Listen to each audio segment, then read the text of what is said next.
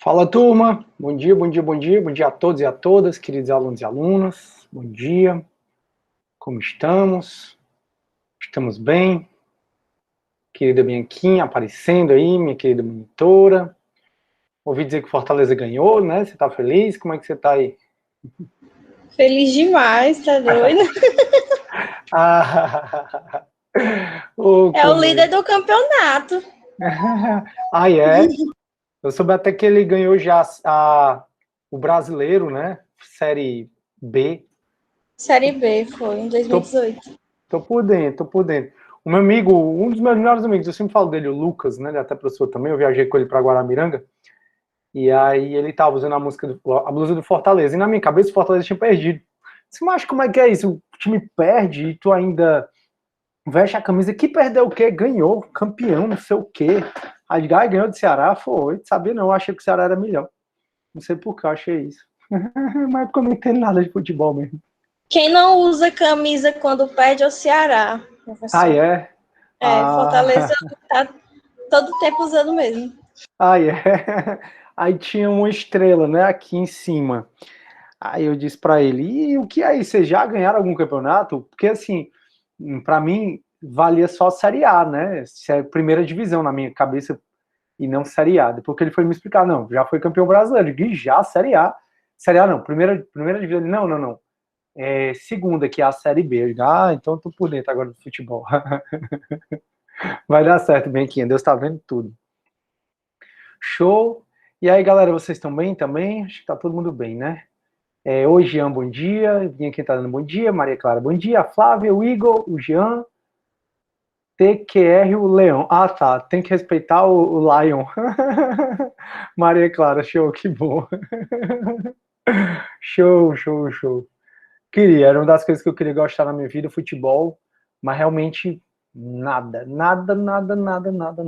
Pra Eu mim. queria saber jogar, professor. É? Pois é, jogar e ser Mas rico sem jogar, jogando, né? não. Ia ser bom. Só assistir mesmo. Ia ser bom você jogar e ser rico jogando. Um jogo aí, rapaz, a tua vida toda, pronto, não precisa mais fazer mais nada na tua vida.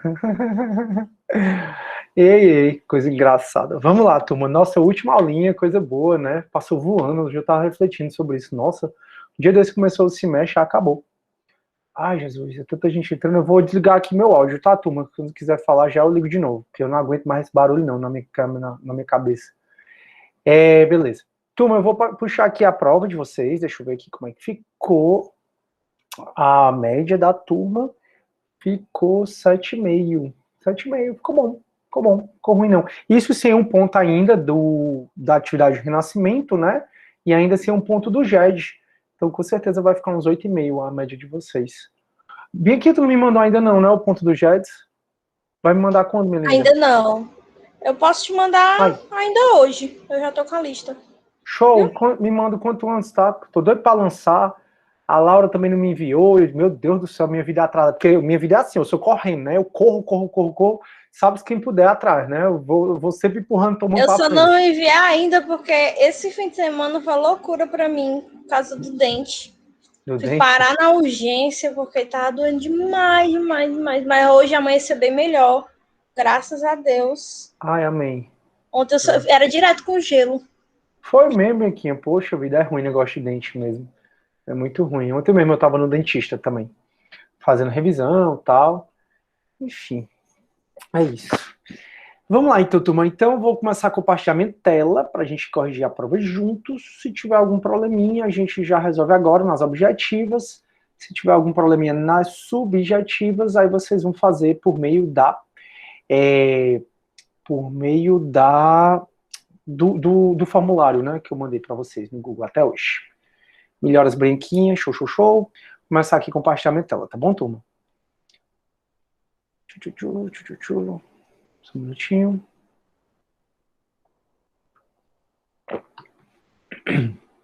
Pronto, vocês estão vendo minha tela aí, turma. Então vamos lá. Primeira questão, né? A primeira, a grande maioria de vocês conseguiu a pontuação máxima. Até porque, vocês vão ver, eu fui muito complacente, né? Eu aceitei várias respostas. Infelizmente, eu notei que algumas pessoas, não tanto na turma da manhã, sejamos justos, mas na turma da noite. eu notei que algumas pessoas, elas copiaram da internet. Algumas pessoas falaram de filósofos que eu nunca nem mencionei aqui. Filósofos que até eu mesmo desconhecia que existia. E aí, não que a pessoa não possa saber, né? Obviamente ela pode, mas quando o que ela sabe é o que está na internet, né? Exatamente, aí você nota aí que tem um plágio. E eu acho muito louco na minha cabeça essa questão, porque a mesma pessoa que reclama da corrupção, que reclama do Brasil, é a mesma pessoa que faz plágio, né? Eu acho tão surreal, turma. Eu já fiz tanta prova na minha vida e eu não pesco, mesmo prova online, né? Eu estou nas minhas últimas 4 disciplinas, né, na UES para terminar. Muito embora eu estou fazendo, para terminar a administração, muito embora eu estou fazendo na UEMG, na Estadual de Minas Gerais, na da Paraíba, na do Rio Grande do Norte e na do Maranhão, que é uma mobilidade acadêmica, eu apliquei, deu certo, são minhas últimas 4 disciplinas, eu termino a faculdade. Não me lembro de ter pescado, fiz quase um curso todo, metade do curso, na verdade, psicologia na Federal, não lembro de ter pescado. Não sei, eu acho que é porque eu sou muito questão de honestidade, né? E aí o pessoa sabe que o professor vai ler, que o professor não abordou aquele assunto, então não sei nem se a pessoa sabe que eu não abordei, né? Porque eu não sei também se ela veio para a sala de aula, também tem essa. Mas tá igual na internet, né? Mas ainda assim, aquele que plagiou disse, tá bom, Brasil caminhando para não dar certo. Eu disse, não, vou aqui pontuar o que eu vou conseguir aproveitar, um ponto e meio, mas quem não pescou da internet e quem tentou, pelo menos, responder cada um dos 3 itens, aí eu tentei aproveitar o máximo, ao máximo, ao máximo. Então, é o tipo de questão, nossa senhora, é muito chato o povo ficando atrasado, porque aí eu não consigo ficar compartilhando. Sim, turma. Aí, o que é que acontece? Deixa eu tirar aqui. E aí, então, eu fui muito complacente, assim, era uma resposta que cabia muitas respostas aqui, e aí eu fui lendo e fui aceitando, né? Algumas pessoas, também não sei se da turma de vocês, acho também que foi mais da noite, né? Reclamaram do tempo. Mas turma, na verdade, a prova deu mais que tempo suficiente, até porque a maioria conseguiu fazer a prova, também porque vocês vão fazer a prova da OAB, que é uma questão, são 4 questões subjetivas, cada um de 3 itens, geralmente 2 ou 3 itens, e os textos enormes, se vocês pegaram a prova da OAB, segunda fase para vocês verem, dessa forma. E ainda você vai ter que fazer uma peça prático-profissional. Então, assim, realmente a gente tem que começar a se antenar que no futuro, para a gente virar advogado, né, a gente vai precisar fazer essa prova. Não achei grande, teve gente aqui, ó, como essa aqui, ó. Isso aqui escreveu foi muito. Teve gente que com 4, 5 linhas resolveu. Eu gostei mais quando estratificou assim, né? Teve gente que fez direto, mas mesmo assim eu aceitei. Não fez, porque aqui, são uma questão. Na verdade, se você pensar que são 4 questões, né? Não é uma questão. Que é uma questão, aí para facilitar a minha correção, aí eu coloquei em 4 itens, né? Que aí o pessoal fala, uma questão de 6 pontos. Não é uma questão de 6 pontos. São como se fosse 4 questões. Aqui eu podia muito bem ter botado questão 1, essa, 2, essa, 3, essa, 4, essa, né? E aí, turma, foi isso. Mas acho que na turma de vocês, pelo que eu lembro, a maioria tirou 60, se não tirou 60 é porque esqueceu. Teve um, acho que foi da turma de vocês, até que disse assim, não sei, desculpe. Achei tão legal a honestidade da pessoa, tipo assim, foi um dos itens, tipo, um dos itens da filosofia moderna, não sei, desculpe. Aí eu, poxa, tão legal, porque a pessoa podia ter pescado e tal, como muita gente fez, não tenho dúvida. Muita gente copiou, colou da internet e fez com suas palavras, mas a pessoa colocou e disse, poxa, vídeo, legal. Porque a gente depois não sabe por que o nosso caminho, nosso país caminha por uma bagunça tão grande como tá, né? E por uma corrupção tão grande. É por conta dessas desonestidades, né? E essa desonestidade vem desde a escola, desde a questão familiar, desde tudo. Enfim, é só uma reflexão que eu estou fazendo aqui com vocês. Beleza, beleza, beleza? Então vamos lá começar a corrigir. Aí, um dos objetivos da nossa disciplina é que o discente conheça a história da filosofia. Sendo assim, indica as principais características. Aqui, turma, algumas pessoas colocaram as principais características do período, a grande maioria, e outras colocaram as principais características a maioria do período foi. Aí, 3 filósofos do respectivo período e as principais ideias. Aqui, se você botou principal ideia de cada um dos filósofos, eu aceitei. Se você colocou principal ideia do período, eu também aceitei. Então, aceitei esses 2 tipos de resposta.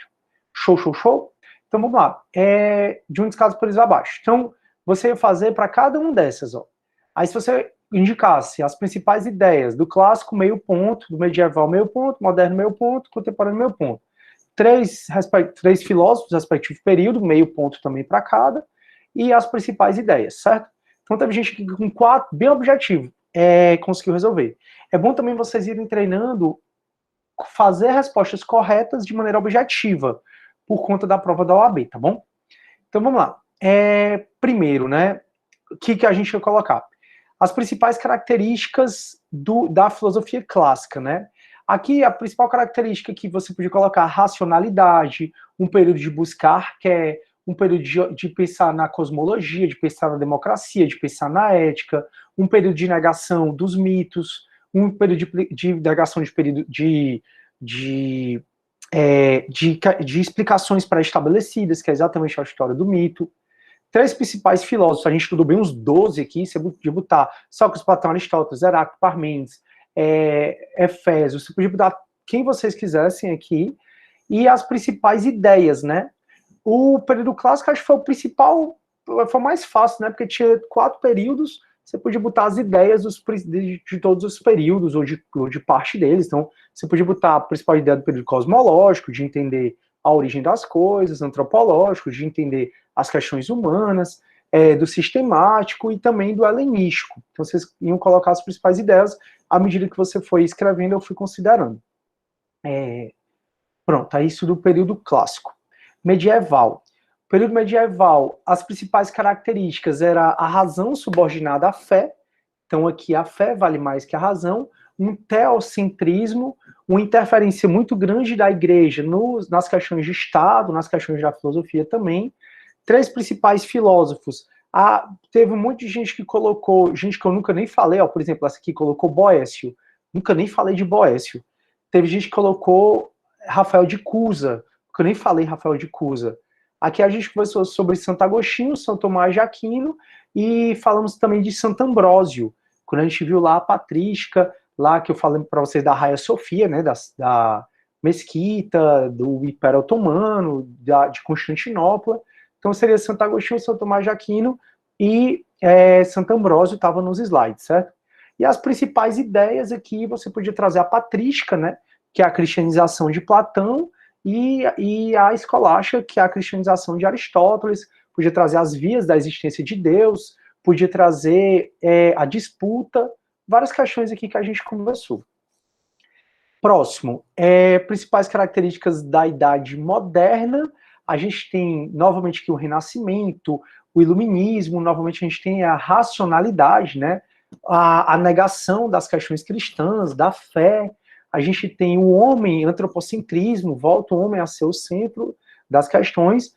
Filósofos, a grande maioria não teve problema, vocês colocaram muitos contratualistas, Voltaire, Hobbes, Rousseau, Locke, colocaram Maquiavel, todos eu aceitei, obviamente, né? Tinha que aceitar mesmo.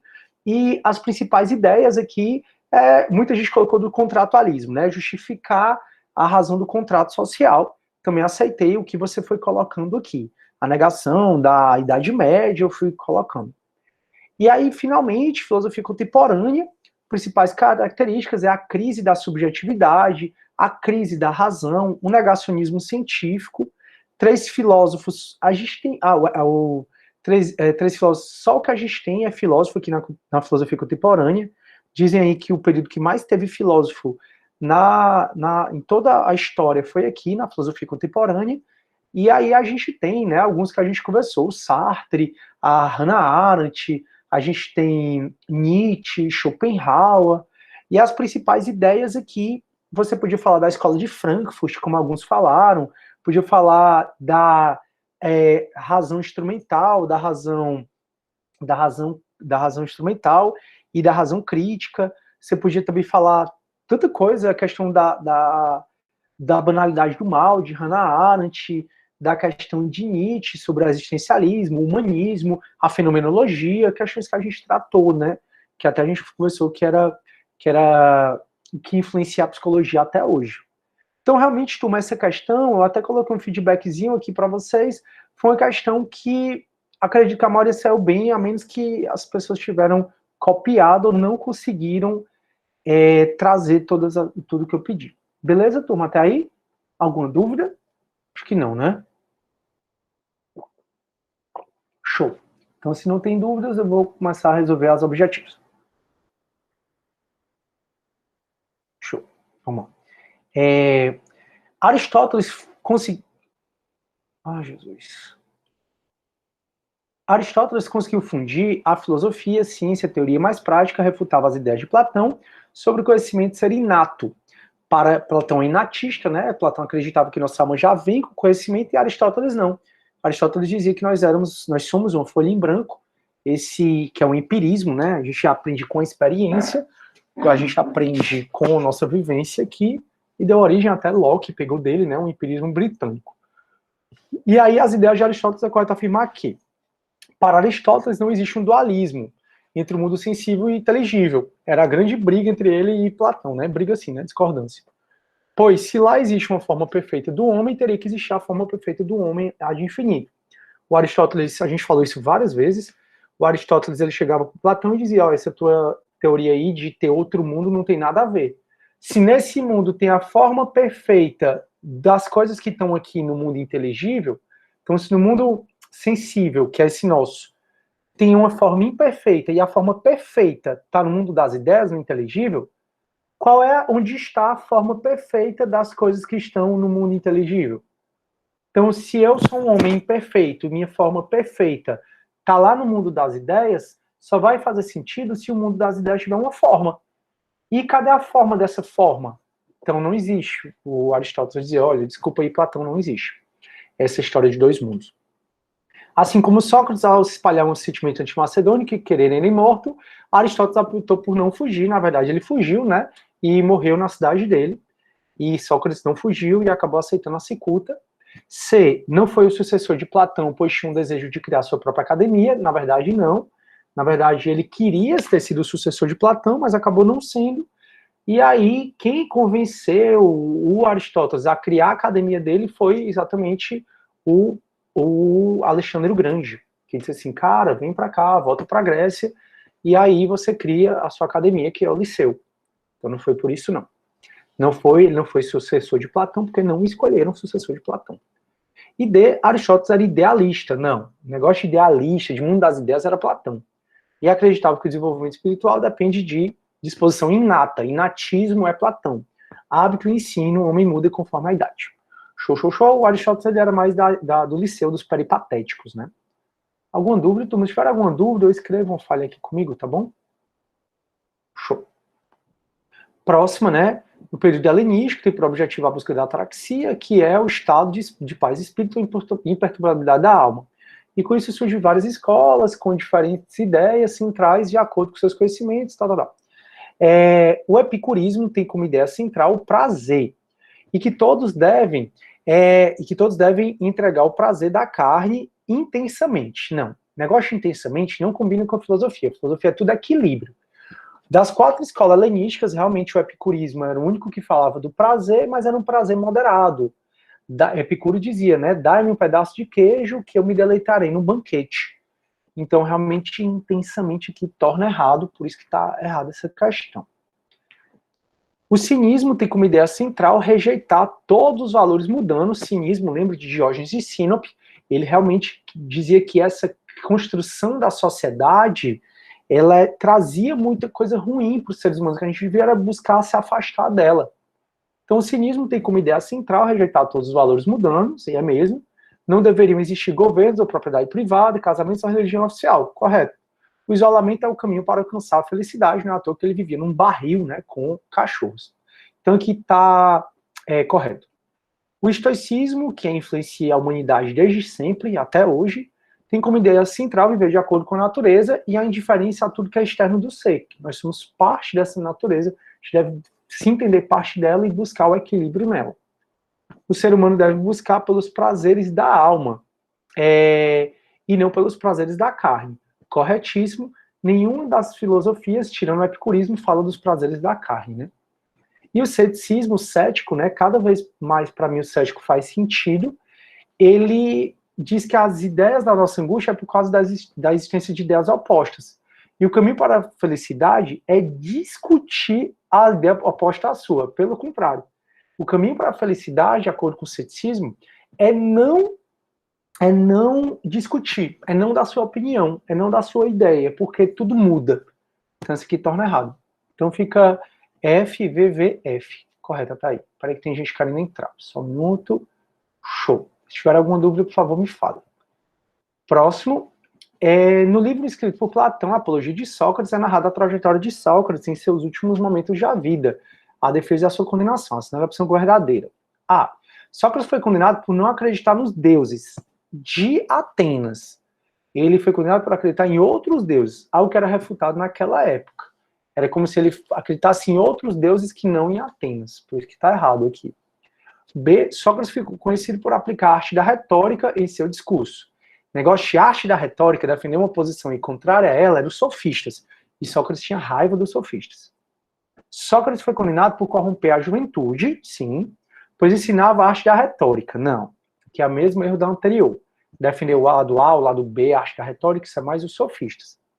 D. Sócrates foi condenado por ir contra a democracia, que acreditava que era um sistema falho por permitir qualquer cidadão votar. Para ele, somente estudiosos da política poderiam votar. Exatamente o pensamento esse dele, que ficou muito claro em Platão. Quando Platão escreveu a República, por exemplo, onde o Estado ideal era governado por filósofos, era governado por pessoas que não se corrompiam, porque os filósofos eles não se corrompem. Realmente a gente não pode levar a democracia como um sistema bacana, porque se um navio está naufragando, não tem um capitão, a gente não ia fazer uma votação para quem ia colocar o navio. A gente ia pegar gente com experiência para conduzir esse navio. Beleza, beleza, beleza? 1 minuto, galera. A galera tá só chegando atrasada hoje. Vai dar certo. Deus está vendo tudo. Próximo. Se tiverem dúvidas, por favor, só liga o microfone e me fale. Ao longo de vários diálogos, Platão discute e supõe diretamente o que se tornou comum chamar teoria das ideias. A partir do conjunto de diálogos em que Platão discute ou supõe diretamente esta ideia, podemos depreender um conjunto de afirmações indiscutivelmente verdadeiras sobre as ideias. Analise as afirmativas abaixo sobre a teoria. As ideias não têm nenhuma relação com os entes sensíveis. Falso. Porque as ideias são a forma perfeita dos entes sensíveis. Entes sensíveis é o que está no mundo sensível, somos nós somos entes sensíveis, tudo que é material é sensível. E nós somos a forma imperfeita. Nossa forma perfeita está no mundo das ideias. Vamos dizer que não tem nenhuma relação, está errado. As ideias não têm nenhuma relação entre si, na verdade, elas têm relação entre si, elas estão no mundo das ideias, elas são a forma perfeita de tudo. 3. As entidades matemáticas não são ideias. Turma, tá falsa para o Platão. Ele categorizou, né, o conhecimento, a gente viu sobre isso. E aí, quando chegou na matemática, para ele era um conhecimento válido. Porque matemática é uma arte muito abstrata, né?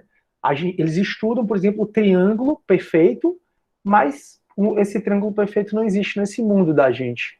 Então, você nunca vai achar aqui um triângulo em que o quadrado da hipotenusa é igual à soma do quadrado dos catetos. Aqui, nessa Terra, não.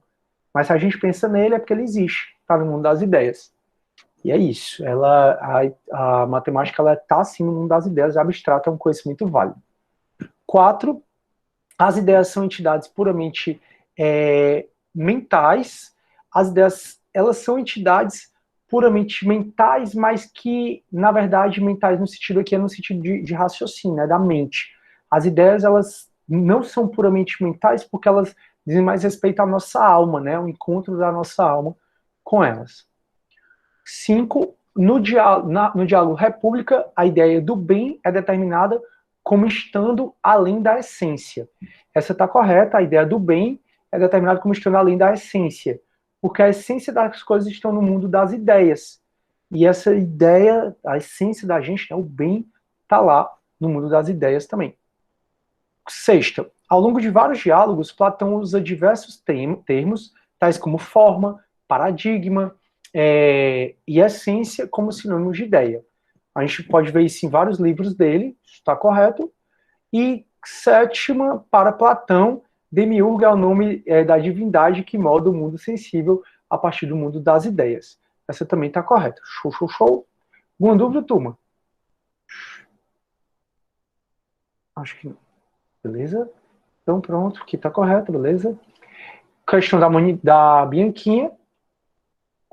O homem, Thomas Hobbes diz que sem a existência da sociedade civil, há necessariamente competição entre os homens pela riqueza. O Hobbes é aquele, pessoal, que diz que o homem é mau por natureza, o homem é o lobo do próprio homem. O Hobbes ele vai falar que a gente precisa de um absolutista para poder a gente não se matar, né? O homem é egoísta e o mundo não satisfaz as suas necessidades. A respeito das ideias de Hobbes, a sério e verdadeiro. Hobbes foi o maior defensor do absolutismo, correto? Pois somente com o Estado absoluto seria capaz de fazer com que a sociedade respeite o contrato social, garantindo ordem e paz em relação aos indivíduos. Por quê? Porque para Hobbes, no estado de natureza, nós somos muito ruins.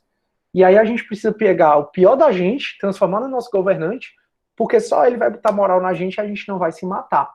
Então, realmente, essa está correta. Ele colocou o mundo, o contrato social e a ideia de Estado para ele era o absolutismo. Está correto. B. O homem natural é tudo para si mesmo. É a unidade numérica, o inteiro absoluto, que só relaciona consigo mesmo ou com seu semelhante. Na verdade, não. O homem civil é apenas uma unidade fracionária que se liga ao denominador e cujo valor está em sua relação com o todo, que é o corpo social. Tu se inspirou em quem, ô Bianquinha, aqui nessa questão? Bianca?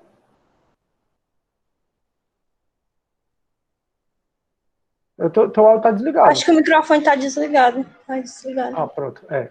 O meu tá ligadinho aqui. Sim, tu se inspirou em quem nessa aqui?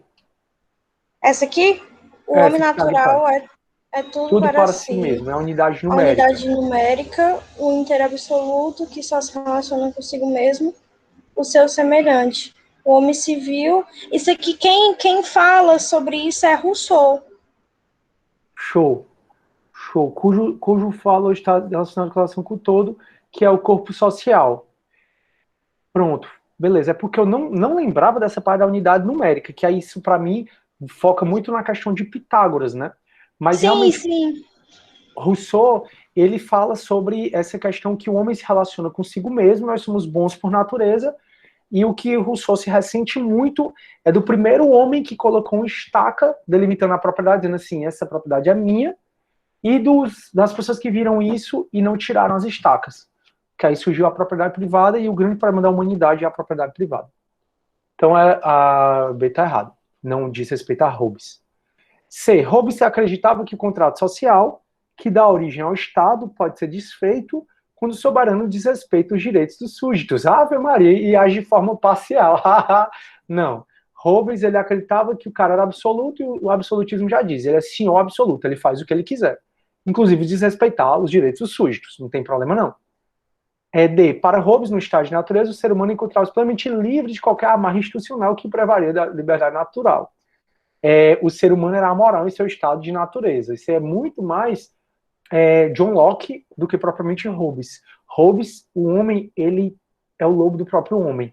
No estado de natureza, a gente se mata. Desconhecendo a moral, ele desconhecia a maldade. Na verdade, aí, desconhecer a moral, na verdade, desconhecer a maldade, né, o homem ser bom por natureza, é mais Rousseau. Então, não é, só pode ser a A mesmo. Show. Se tiverem dúvida, por favor, liguem o microfone, pessoal. John Locke vai abordar em sua filosofia política, a importância do contrato social. Locke tem que entender, pessoal, que ele era burguês. E o que é que o burguês quer? O que é que o rico quer? Ele quer o Estado mínimo. Ele quer poder produzir sem o Estado interferir, sem o Estado cobrar tributo. E o Locke, ele achava que o Estado era importante? Achava. Para quê? Ele achava que o Estado era importante para garantir a igualdade e a liberdade. Então, garantindo a igualdade e a liberdade, a gente ia viver em paz. Mas é um Estado mínimo, né? Então, Locke afirmava que o contrato social era inexpressível no cenário político, uma vez que o único contrato relevante era o firmado de Deus e soberano. Não, Locke realmente ele era cristão, mas ele falava do contrato social que precisava ser alguma representação, né? Uma representação, democracia representativa, uma monarquia, uma monarquia parlamentarista, né? Um parlamentarismo. Não é à toa que o sistema inglês é como é hoje, muito inspirado em Locke. Não é a A. B.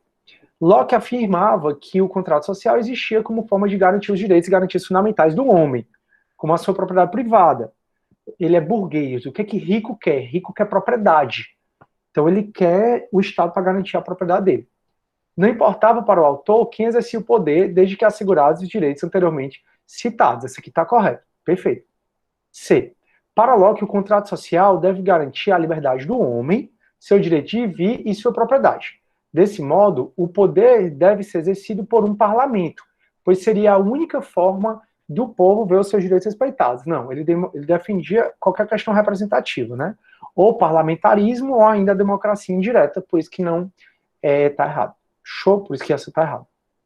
E D, os direitos naturais e alienáveis para Locke era a vida, a liberdade e a propriedade. Beleza, mas é inalienável e não alienável. Então aqui é inalienável, por isso que está errado. E a E está errada em uma das afirmativas anteriores. Espero que alguém está querendo entrar. Show, show, show. Turma, nenhuma dúvida até aí? Acho que não, né? Beleza. Então vamos lá. A antiguidade tardia é representada a transição da filosofia clássica e seu helenismo e os primeiros séculos da Idade Média, né? Então, no livro O Mundo de Sofia, abordar a curiosidade, capítulo 2, o fariseu Paulo convertido. Sobre os fatos que marcaram a Idade Média, assinale a opção incorreta. A Idade Média teve como fator importante o declínio do Império Romano do Ocidente. Na verdade, pessoal, a Idade Média, ela teve como fator importante, sem sombra de dúvida, a formação do Império Romano e, inclusive, o seu declínio e depois, 100 anos depois, né, o declínio do Império Romano do Oriente. Foi por conta de Roma, do Império Romano, que o cristianismo ganhou tanta força, né? Então, por que que na Idade Média a grande maioria das pessoas eram cristãs? E isso seguiu, né? Ontem mesmo eu estava ouvindo um podcast sobre Joana d'Arc, né? E aí a pessoa que estava falando assim, olha, nessa época, 400 anos depois de Cristo, a maioria era cristã, exatamente por conta do Império Romano do Ocidente. Então, essa aqui está certa, mas a gente está procurando errado. Houve o surgimento de Cristo e posteriormente da Igreja, correto, né? Tanto é que a gente divide os nossos séculos antes e depois de Cristo. Então, Cristo seguiu e vieram os padres, aí veio a Igreja e veio a filosofia da patrística, né? O Edito da Tessalônica, viu o Edito de Milão e o Edito da Tessalônica, documento que estabeleceu o cristianismo como religião oficial do Império Romano, corretíssimo. A morte de Alexandre o Grande, aí, turma, a Idade Média, né, do século I depois de Cristo a 14 depois de Cristo. E aqui está falando a morte de Alexandre o Grande, aí bota 323 antes de Cristo. Então, realmente, essa aqui está errada, porque isso aconteceu 300 anos antes de surgir Jesus Cristo, né? Que aí a Idade Média é toda focada, pautada no cristianismo. E o Edito de Milão, um documento que proclamava o fim da perseguição aos cristãos. Então, primeiro veio o Edito de Milão, proibindo a perseguição aos cristãos, permitindo que os cristãos fizessem cultos em praça pública, e depois da Tessalônica, depois que o rei ganhou a guerra que eu falei para vocês, que ele colocou os emblemas cristãos nos escudos dos soldados. Então, realmente, a D é a errada, turma. Beleza. Qualquer dúvida, por favor, me fale. Próxima questão, nona, acho que é a última, né? Só eram 9 questões mesmo. O século das luzes, o iluminismo, movimento intelectual, característico do século XVIII, foi a época onde nasceu o filósofo Rousseau. Rousseau faz amor, né? Todo mundo é bonzinho, o homem nasce bom por natureza, a sociedade é o que o corrompe, o homem nasce livre, mas encontra corrente por todos os lados. Então ele quer a errada. Rousseau defendia o parlamentarismo francês e a democracia representativa ou indireta que garantia a ampla participação do povo. Na verdade, pessoal, quem defendia o parlamentarismo francês e a democracia representativa ou indireta era o Locke, como eu já falei nessa aula. O Rousseau, ele defendia, dependendo da quantidade, né, de pessoas na população, mas defendia principalmente a democracia direta, porque nós somos tão bonzinhos que a gente consegue chegar em acordo. Então essa já está errada, então essa é a resposta correta. B. Rousseau acreditava no mito do bom selvagem, que afirmava que no estado da natureza o homem é bom, ingênuo e solidário, que é perfeito, e é realmente isso. C. Suas ideias influenciaram pensadores de sua época e culminaram em um dos eventos mais estudados na história, a Revolução Francesa, corretíssimo. Ele influenciou muito a Revolução Francesa, sem sombra de dúvida, a gente até falou um pouco sobre isso. Rousseau e Locke são contratualistas, né, assim como tantos outros, Voltaire, Maquiavel, Se não voltar a ver em filosofia do direito, que é uma cadeira do terceiro semestre, você já pode fazer no segundo, caso queira, e seja aprovado nessa disciplina. Rousseau conhece os pensadores, como Diderot, e é convidado a escrever artigos sobre músicas para contribuir com a enciclopédia. A gente até falou sobre esse enciclopédia, ela está naqueles slides que aqueles meus alunos fizeram. Isso aqui também está correto. Então, realmente, turma, só pode ser a A, porque quem defende o parlamentarismo, a democracia representativa, que é Locke e não Rousseau. Então, realmente, essa é a única errada. E acabou a prova. Turma, e aí, tranquilo? Me digam aí se alguém está com alguma dúvida. Show. Oi, Bianquinha. Não, quando o senhor terminar aí, eu quero conversar com eles. Show. Galera, eu achei a prova tranquila, estava no nível bom, né? Acho que a maioria da turma se saiu bem, porque ainda vai ter. Vocês ficaram com 8, né? Que eu falei, se não me engano, a média. Não, foi 7, alguma coisa, né? 7,8, eu acho.